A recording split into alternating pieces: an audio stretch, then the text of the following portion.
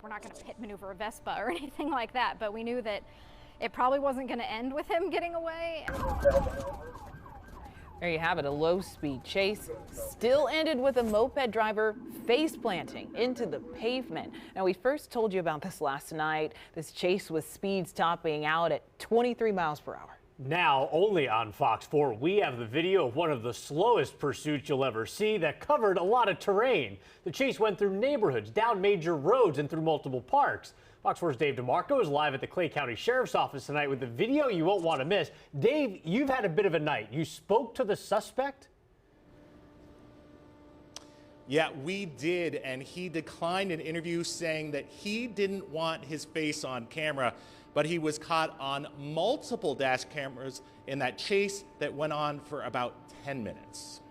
It started simply enough, two men on a moped running an Avondale stop sign. So they assumed they were just going to pull them over, or talk to them, that's not safe, write them a citation or something like that. A red scooter, two white males.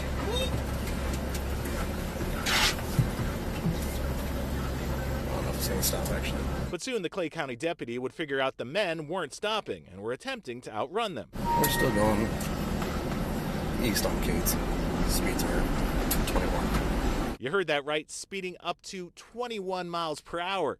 Both men on the hill, a little too much for the Vespa, as they had to put the ped in moped, running it with their feet, before one gave up and made a run for it. Passenger's footbed. Running westbound between the houses. The driver leaves Northeast Shoto Trafficway just before Sunfresh and heads into a park with the deputy off-roading behind him. He'd go down a narrow path into a neighborhood where he may have been before. Oh my goodness, that's hilarious. He should have just got off and walked. He might have gotten just as far down the road. You see, Todd Hurd knows how fast the Vespa goes because it's his. It hadn't been running well last month when this video shows a thief taking it from his driveway that backs up to Wynwood Park. That's the park where the driver may have thought he was going to get away when the deputy took some time to jump the curb, but quickly caught up as the driver headed into backyards off Elmwood Avenue. But finally, about 10 minutes after it began, a crash. He was apprehended in the backyard.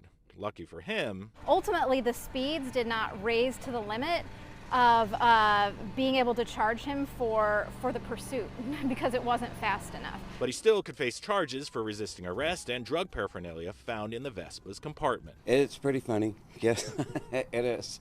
He tried to run the cops on it, so that he's going to have to tell his cellmates, yeah, I was running from the cops on a moped.